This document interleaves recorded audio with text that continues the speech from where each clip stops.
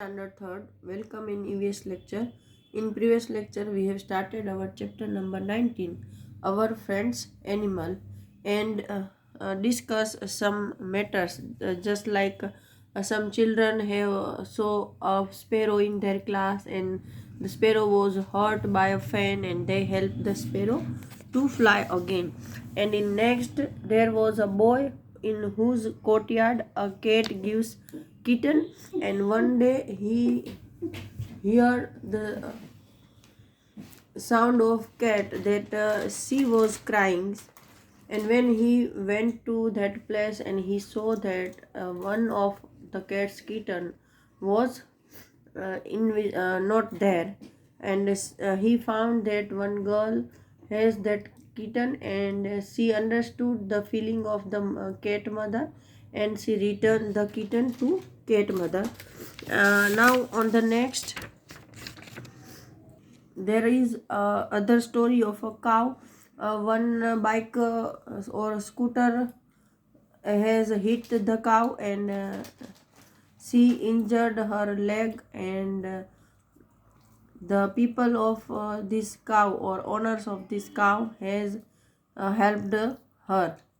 And next story of a man who loved his donkey very much, and the donkey is also do hard works for this man, and the man take good care of this donkey. Now we are moving on some question. We have looked into some questions and went up on the page number this bird's bath, and how to make a bird's bath, and drinking water arrangement for the birds. We have looked into this, and there are some animals and their food items over there. Now today I am going to start my lecture from here. Write the name of the animals you have touched. Means animals that you have touched. So we have touched mainly cow, dog, cat, and perhaps any birds, just like a baby sparrow, right? Now you have not touched but you can touch. मतलब आपने कभी touch नहीं किया है, जिसको छुआ नहीं है, लेकिन आप टच कर सकते हो ऐसे एनिमल. तो horse, donkey, elephant. Sometimes elephants are coming in our streets, and the owners of the elephants allows us to touch the elephant, right? So we can touch elephant. These are the some animals that I can remember in my mind that we can touch, and you cannot touch. So most of the animals that we cannot touch, such as wild animals, lion, tigers, zebra, giraffe, etc. Now we are moving on our lecture. We do not go near some animals for the fear that they may bite us, harm us, or eat us up. You have seen that there are some animals whom we can touch. These often live in our houses or around us. Of course, a few animals help us in many ways.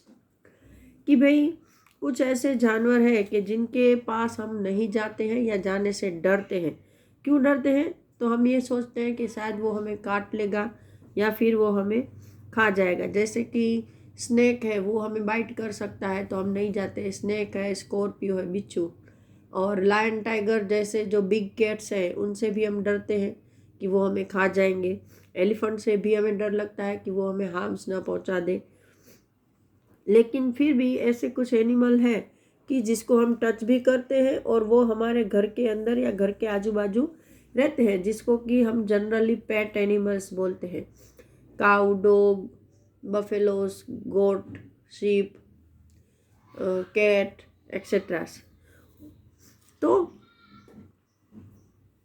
इनमें से कुछ animal हैं जो हमें help भी करते हैं. जैसे काऊ मिल्क देती है, काऊ, बफेलो, ये सब हमें मिल्क देते हैं. फिर हॉर्स, डोंकी हमारा लोड है वो कैरी करते हैं या राइडिंग में काम आते हैं. और दूसरे जैसे हैं कि शिप है, वो हमें वुल देता है. गोट से हमें मीट मिलता है. So this are the uses of this type of animals. Now moving on the next page, there is a story perhaps over there. A queen's garden. Means किसी रानी का बगीचा है, उसके बारे में कुछ स्टोरी है. Read this picture and discuss in class. The gardener has brought mangoes from the queen's garden. So many mangoes, good. तो इसमें एक रानी का बगीचा है, ये रानी बैठी है और उसका ये जो माली है वो उसके बगीचे से रानी के लिए मैंगो लेके आता है. तो रानी क्या बोलती है, ओहो इतने सारे आम हैं तो वो अच्छी बात है. Your majesty there would have been double the amount if the birds had not eaten them. तो ये क्या बोलता है उसका गार्डनर की महारानी जी, अगर कुछ बर्ड ने इनको खा लिया नहीं होता तो ये इससे भी डबल होते. मतलब कुछ आम है वो बर्ड्स ने खा लिए हैं. तो ये रानी क्या बोलती है, what did you say, the birds have eaten the mangoes, why did you allow the birds in the garden. कि रानी क्या बोलती है कि तुम क्या बोल रहे हो कि पंछियों ने मैंगो खा लिए, तो तुम पंछी को गार्डन में आने ही क्यों देते हो. तो गार्डनर क्या बोलता है, please forgive me, I will not let any bird come into the garden. ये क्या बोल रहा है कि भाई मुझे माफ़ कर दो, अब मैं गार्डन में किसी भी बर्ड को आने नहीं दूंगा. नाउ फिर इससे बाद सिचुएशन चेंज होती है और अगले साल जब वापस वो मैंगो लेकर आता है तो fewer mangoes than last year. Why did you not stop the birds from entering the garden. तो देखो यहाँ पर ये 3 टोकरी में आम है और जबकि यहाँ पर सिर्फ एक ही टोकरी में आम है. तो इतने कम आम देखकर ये रानी बोलती है कि बस इतने ही मैंगो, पिछले साल से तो ये बहुत कम है, तो तुमने पंछियों को अंदर आने से रोका क्यों नहीं. तो ये गार्डनर क्या बोलता है, I stopped them your majesty, I did not let a single bird enter, but this year the insects have eaten the mangoes. ये क्या बोल रहा है कि मैंने उनको अंदर आने से रोका था, मैंने एक भी बर्ड को गार्डन में नहीं आने दिया, लेकिन इस बार ऐसे सारे जो इंसेक्ट्स हैं, कीड़े हैं, उन्होंने मैंगो खा लिए हैं. If there had been birds then they would have eaten the insects, we would not have lost so many mangoes.